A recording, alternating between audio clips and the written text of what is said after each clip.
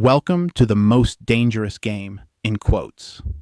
This isn't a podcast about cool battle stories or recaps of sessions you weren't part of. It's a podcast about what happens to morality when we take it off the page, roll some dice, and live inside it. It's about how playing a role sometimes tells you more about who you are than real life ever could. And to understand why that happens, we have to talk about myth. In ancient Greece, plays weren't about surprising the audience. They were about testing them. Everyone already knew Oedipus kills his father. Everyone knew Agamemnon's fate before the first line was spoken, because myth wasn't entertainment. It was a shared cultural foundation. You didn't come to find out what happened. You came to see what it revealed about human nature this time. Shared myths gave shared moral frameworks. They were how a people told themselves who they were, who they weren't, and what happens when you cross the line. But America? We didn't inherit a unified mythology. We were, and still are, a stitched-together country. Refugees, settlers, the displaced, the stolen. No single pantheon made the trip intact. So we did something strange. We built our myths in the 20th century on purpose, because we had to. And some of the greatest architects of that new myth were Jewish immigrants and their children, living through depression, discrimination, and the rise of fascism abroad. They gave us Superman, Batman, Captain America. They gave a scattered people a new kind of God, not born from mountains or oceans, but from trauma, hope, and fear stitched into capes and fists and masks. They didn't write superheroes because it was fun. They wrote them because they needed something true to believe in. Because myth isn't about what happened. It's about what should happen. Today, we live with those new myths everywhere. We even talk about them like the Greeks talked about their ages. The Golden Age, heroes were pure. The Golden Age, heroes were pure. The Silver Age, heroes got weird. The Bronze Age, heroes got real. The Iron Age, heroes got broken. And now we take it one step further. We don't just watch heroes struggle with morality anymore. We play them at a table with dice in bad accents, with better friends than we probably deserve. TTRPGs aren't escapism. They're the next mythic ritual, a place where we rehearse what it means to be human. Badly, beautifully, violently, and sometimes accidentally heroically. Today's episode isn't about winning. It's about understanding where the story really begins. It begins with myth. It survives through performance. And today, it lives in us. In part 2, we'll get academic. We'll break down the ages of myth, from Ovid to Superman to Critical Role, and we'll map the strange new world we're building at the tables. And later, we'll meet the murder hobo, the trickster spirit of the Iron Age, the player character your GM warned you about. Stick around. The DM stood up, stared at the wall, whispered never again, and left the call. We took that cue to plan next week, then argued over whose arc was weak. I cast regret at level 3 and filled my save against ennui. My trauma arc has zero shame. This is the most dangerous game. Things like this, they're the most dangerous game. Asking the questions all buried in shame. If you ask fellow gamers, they won't say we're tame. And the kids back in high school all thought I was lame. But we hid in our basements from panic and blame, while the news called us cultists and stoked up the flame. If I had it to do over, I'd do all the same. If it's this or fame, I would choose the most dangerous game.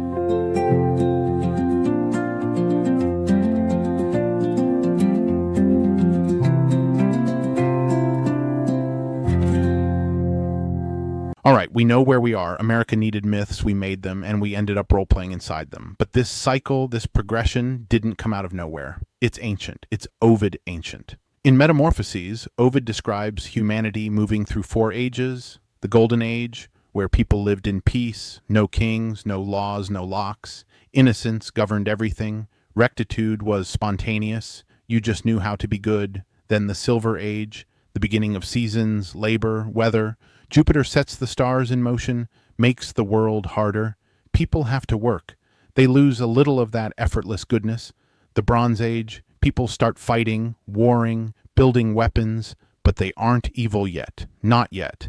And finally, the Iron Age, the age of cruelty, the age where modesty, truth, and faith took flight, and fraud, greed, and treachery took their place, an age where even the gods stop coming around because it's gotten too bad. It's not just about time, it's about moral collapse. It's about how the stories we tell ourselves rot and what grows in their place. And you can see that same pattern, that same mythic cycle inside American pop culture.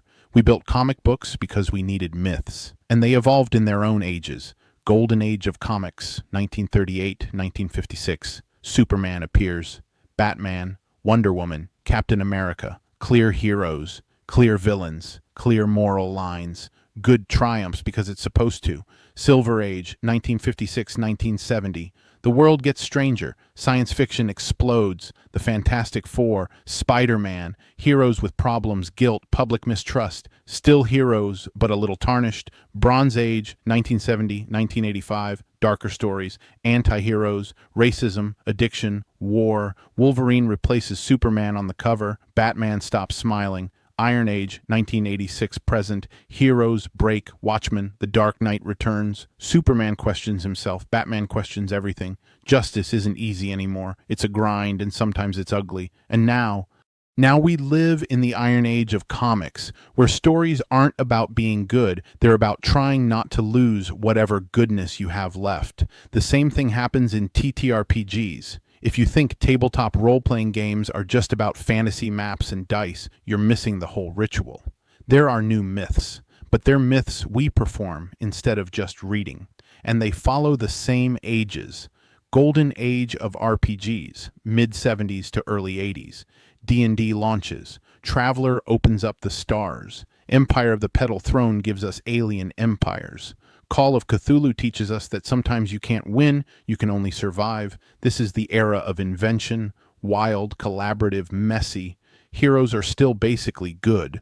The world is dangerous but conquerable. Silver Age of RPGs, mid-80s to early 90s. Cyberpunk 2020 asks you to fight a system you can't beat. Shadowrun blends magic with mega corporations. Paranoia turns survival into a satire. RuneQuest makes you care about culture and consequence. Now the cracks show. The heroes aren't shining knights anymore. They're hackers, rebels, survivors. And maybe, just maybe, they're wrong sometimes. Bronze Age of RPGs, early 90s to early 2000s. Vampire, the Masquerade. You're not saving the world. You're trying not to lose your soul. Werewolf, the Apocalypse. Rage is righteous, but it's also self-destructive. Mage, the Ascension. The nature of reality itself becomes a fight over belief.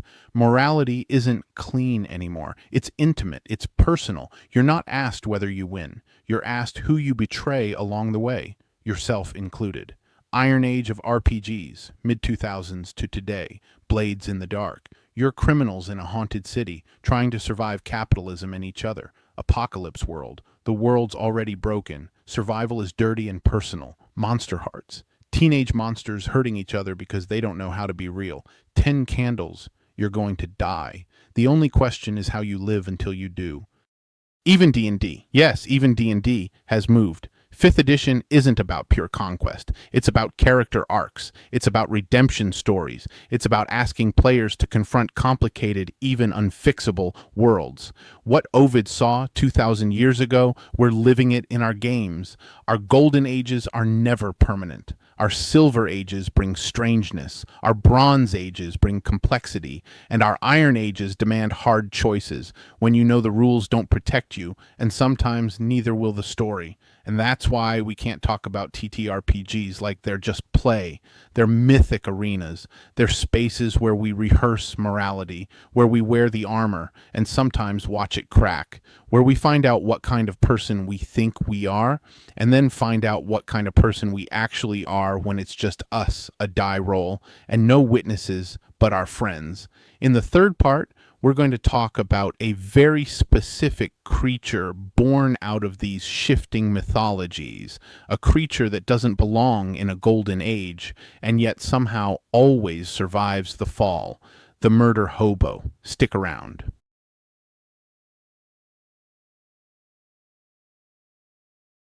All right, murder hobos. Let's really talk about it. Not like a meme, not like a punchline. Let's actually sit in the discomfort for a second and see what bubbles up. Because at the end of the day, murder hobo isn't just a joke about players torching taverns and stabbing town criers. It's about something deeper, something honest about how we deal with choice when nobody's looking over our shoulder. When you give somebody, especially a young player, a sword, some hit points, and an open world, what's the first thing they almost always do? They break it. They smash something. They pick a fight they don't need to pick. And yeah, part of that is just the wild, feral energy of getting to do something, anything, after sitting still in a classroom or a job or a life where every move you make is policed by someone else. You tell a teenager, you're free now, and their first instinct is to burn the house down.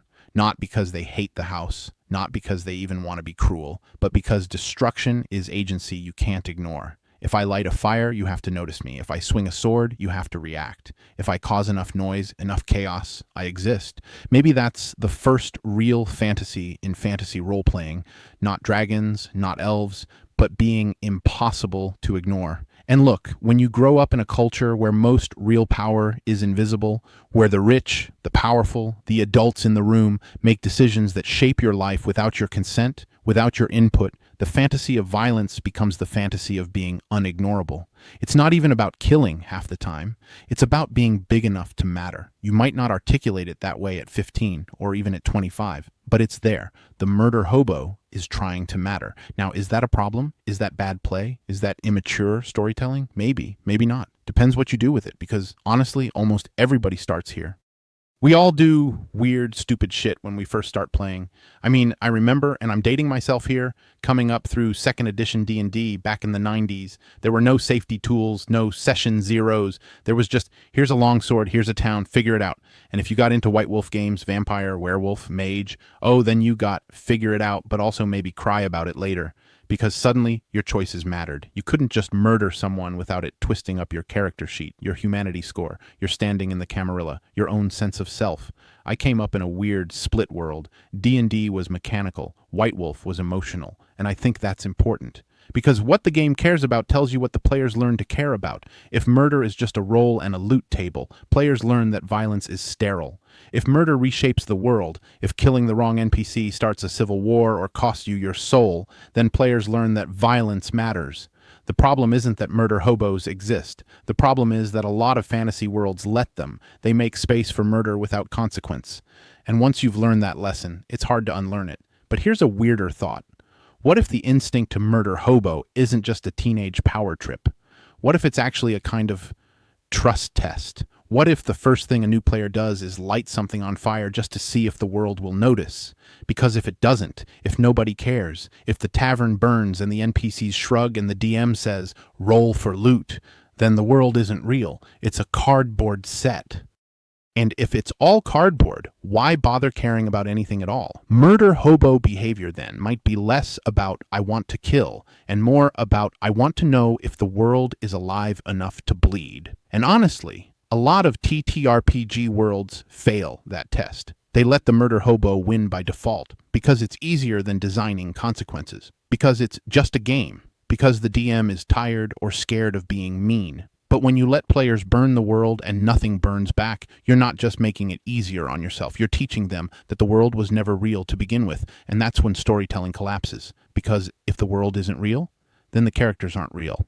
And if the characters aren't real, then nothing that happens matters. Look, I get it. Sometimes the players want to steal from the shopkeep because it's funny. Sometimes they want to punch the king in the nose because they can. Sometimes you just want to throw a goblin off a bridge for stress relief. Not every act of murder hoboing is some deep existential crisis. Sometimes it's just chaos for chaos's sake. And that's okay. But the thing that matters, the thing that separates a world players laugh about from a world players dream about, is whether the world pushes back, even if it's just a little. Even if the pushback is absurd, even if the world gets dumber and weirder because of it. And honestly, some of my best campaigns were born out of dumb pushback. Accidental jail time, a sheriff NPC who was supposed to be a one-scene annoyance becoming a full campaign villain because players wouldn't let it go. What matters is that the players know their choices love. that their choices scar, that their choices grow, that their choices mean something, even if it's just in the way the bartender flinches next time they walk into the inn. Because otherwise we're just playing dress up with swords. And even murder hobos deserve better than that. So no, I don't hate murder hobos. I don't think they're a problem to be solved. I think they're a question players ask at the start of every campaign. If I swing first, does anything swing back? If I burn it down, does anyone cry? If I kill and loot and leave, does the world miss me? And what you answer, as a DM, as a player, as a storyteller, sets the tone for everything that comes after. Next time, why it hurts more to lose a fantasy dog than a whole fantasy kingdom, and what that says about the weird shape of our empathy